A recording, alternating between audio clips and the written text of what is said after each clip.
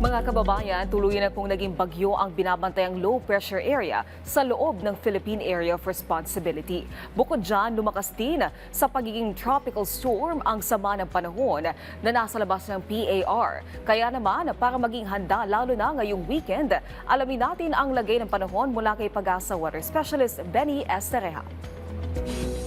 Magandang hapon, ako po si Benison Estareja. Meron tayong update regarding sa ating panahon. Una na dyan ay yung low pressure area po na ating minomonitor sa may West Philippine Sea. As of 8 in the morning ay ganap ng bagyo or tropical depression Fabian po ito. Ito yung unang bagyo ngayong buwan ng Agosto.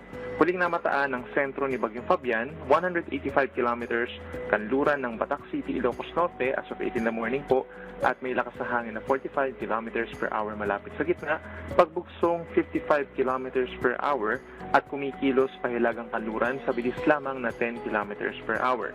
Inaasahang lalayo pa ang Bagyong Fabian mula sa ating kalupaan at lalabas na rin ng ating Philippine Area of Responsibility either mamayang gabi or bukas ng madaling araw. Samantala, meron pa tayong isang minomonitor po na bagyo. Ito ay nasa labas ng PAR sa may far east of extreme northern Luzon, tropical storm with international name na Pudol.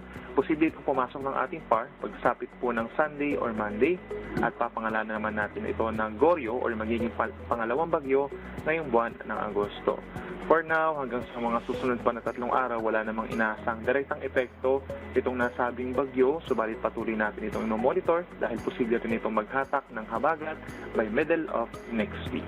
Sa ngayon naman po, mataas pa rin ang tsansa ng pag-ulan dito sa may Southern Luzon, sa Bicol Region, Mimaropa, Quezon, malaking bahagi ng Visayas, maging dito rin sa may Zamboanga Peninsula, Northern Mindanao, Caraga and Davao Region. Dahil po yan sa southwest monsoon or habagat, kaya't mag-ingat pa rin sa banta ng malalakas na ulan na maaaring magdulot ng pagbaha o pagguho ng lupa. Ang natitirang bahagi ng bansa kabilang ang Metro Manila ay bahagyang maulap at minsan maulap ang kalangitan at sasamahan pa rin po ng mga pulupulong pag-ulan at mga localized thunderstorms.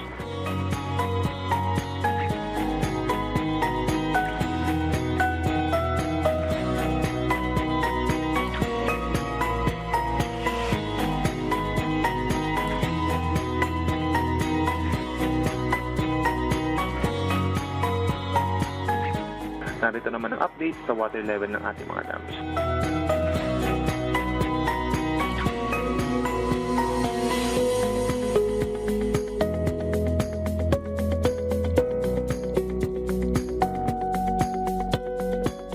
Ako muli si Benison Estareja. Magandang hapon po. Maraming salamat, Pag-asa Weather Specialist Benny Estereja.